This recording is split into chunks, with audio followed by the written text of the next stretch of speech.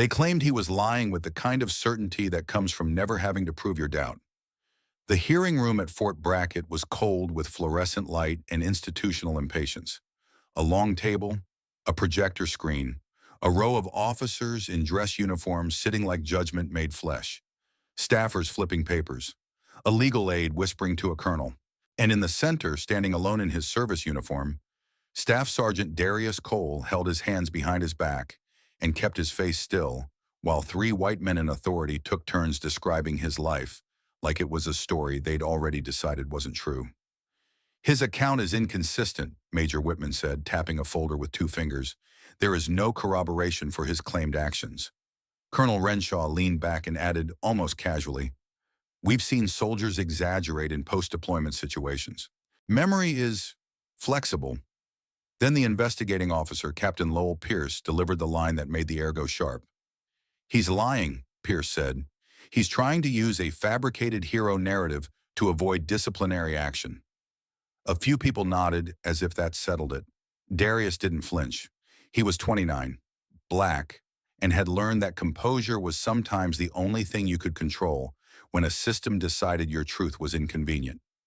He'd been in the Army for 9 years, 2 deployments, 1 Bronze Star on paper that most people at Fort Brackett treated like a checkbox, a reputation among his platoon as steady, quiet, reliable, the guy you wanted next to you when everything went loud. He didn't brag. He didn't tell war stories in bars.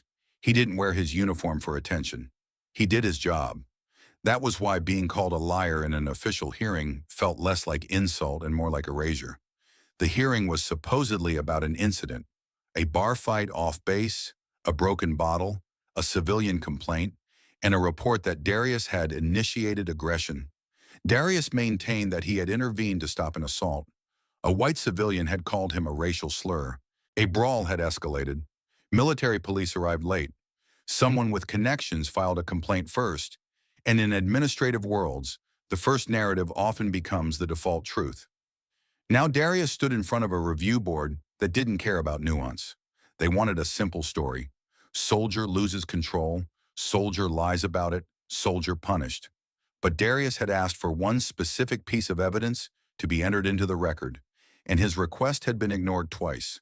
His medal citation. Not because he wanted praise, because the citation documented the same behavior he was being accused of inventing. Stepping into danger to protect others. Taking control under pressure.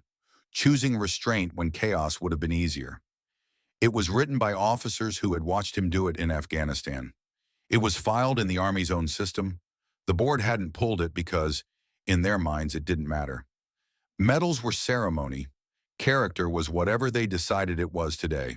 What they didn't realize, what they couldn't predict, was that the new JAG officer assigned to observe the proceeding, Lieutenant Maya Henderson, had already opened the personnel database on her laptop because something about the way the board dismissed Darius's words felt too familiar, too easy, too clean.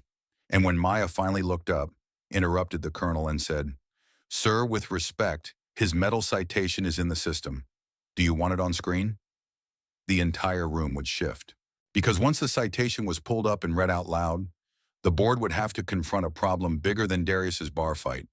They would have to confront that the soldier they'd labeled a liar had an official record, written by their own institution, proving he was exactly who he said he was.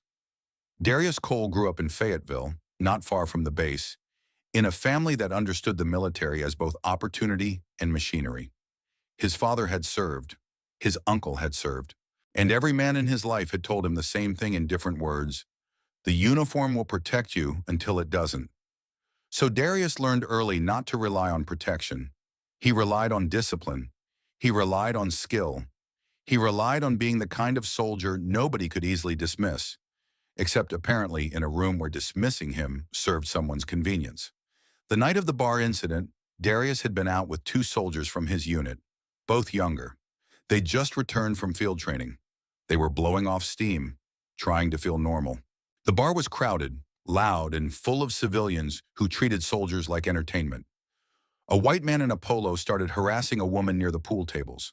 Darius saw it from across the room, the way some people see storms before thunder. He watched the woman's body language, tight shoulders, forced smile, trying to move away without provoking. He watched the man corner her again. He walked over calmly and said, "Ma'am, you okay?" The man turned, annoyed, and said, "Mind your business," Darius said. "It becomes my business when someone's being cornered." The man called him a slur. Loud. Ugly. The room reacted in that half-laugh, half-gasp way people do when they're relieved it isn't happening to them. Darius didn't hit him. That mattered. He did what he'd done overseas when tempers ran hot. He lowered his voice, kept his hands open, and tried to de-escalate. He told the woman to step behind him. He told the man to back off. The man shoved him. Darius stumbled but didn't swing. One of Darius's younger soldiers stepped forward angrily. Then someone else jumped in. Then the man's friends piled on. Then the room became fists and shouting. Darius kept trying to pull people apart until a bottle broke and glass hit the floor. When the MPs arrived, the civilian man was already telling his version loudly. "That soldier attacked me. He went crazy." Darius's face had a cut. His knuckles were clean. The woman he'd protected was gone, and the first report filed named Darius as aggressor. That was how you lose the story. Now, 2 weeks later, Darius was in the hearing room facing officers who treated civilian complaints like gospel when the accused was a black enlisted man. They asked him to state his account again and again, looking for inconsistencies the way some people look for reasons. Darius answered calmly every time. Same timeline, same actions, same emphasis. He intervened to protect someone and tried to de-escalate. He did not initiate violence. He did not swing first. He did not lie. Captain Pierce leaned forward and said, "Staff Sergeant, why should we believe you?" Darius looked him in the eye. "Because my record shows who I am." Pierce scoffed. "Your record is not relevant to this incident." Darius felt anger rise, then he forced it down. "My medal citation is relevant." Colonel Renshaw waved a hand. "This isn't a ceremony, Sergeant." Darius held his posture. "It's a documented citation in the Army system describing my actions under stress, sir." Major Whitman smirked. "Are you trying to hide behind a medal?" Darius's voice stayed steady. "I'm trying to be seen accurately." The room went quiet for a moment, but not in a way that signaled respect. In a way that signaled annoyance, like accuracy was inconvenient. Lieutenant Maya Henderson, seated off to the side, had been silent until then. She was new to the post. Black biracial, late 20s, JAG Corps, eyes sharp. She'd watched the board's tone from the start.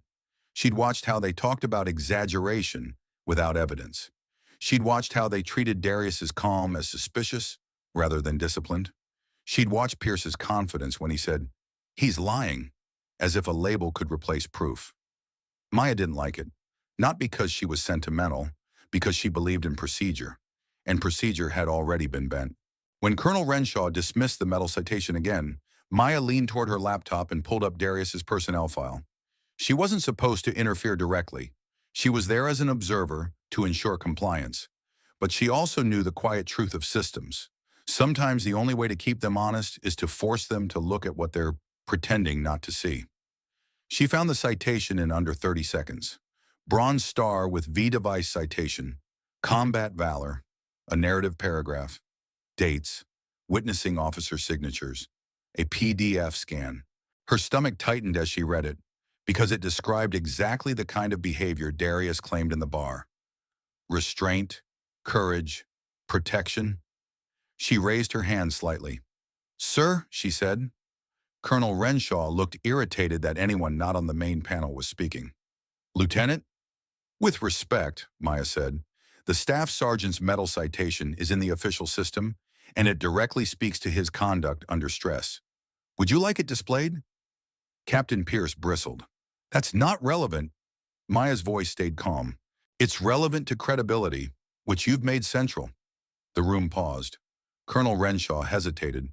Then, perhaps sensing that refusing would look worse than allowing, he said, "Fine, put it up." Maya connected her laptop to the projector.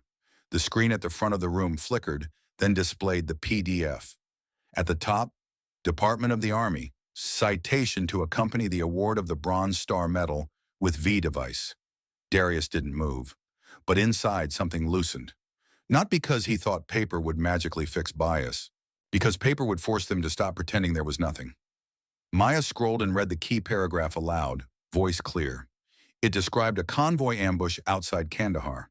It described Darius moving into open fire to pull wounded soldiers to cover. It described him coordinating medical evacuation under chaos.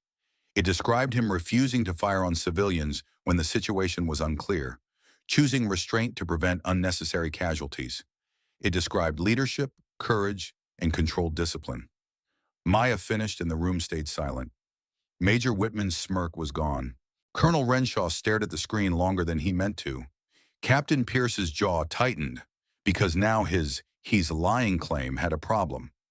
The Army itself had already documented Darius doing the exact kind of self-controlled intervention Pierce was calling impossible. Darius finally spoke, quiet and steady. "That's who I am, sir." Colonel Renshaw cleared his throat. "We are not determining valor here." Maya replied, "No, sir. You're determining credibility." That line landed hard. Pierce tried to pivot. "A citation doesn't prove what happened in a bar." Maya nodded. "Correct. But it undermines your assertion that he fabricated a hero narrative. The narrative exists in your own system, written years ago, signed by officers." The board members shifted uncomfortably. Now they had to confront what they had been doing, using lying as a shortcut to avoid doing the harder work of investigating the actual incident. Colonel Renshaw looked at Darius. His tone changed, still formal, but less dismissive. "Staff Sergeant, why wasn't this citation included in the packet?" Darius said. "I requested it twice." Renshaw turned toward the staff aide. "Why wasn't it included?" the aide stammered. "It wasn't provided to us," Maya said calmly. "It's accessible in the system." Renshaw's face tightened. "Then it should have been considered." Pierce looked annoyed. "Sir, are we letting decorations cloud this?" Renshaw snapped. "Enough!" Silence again.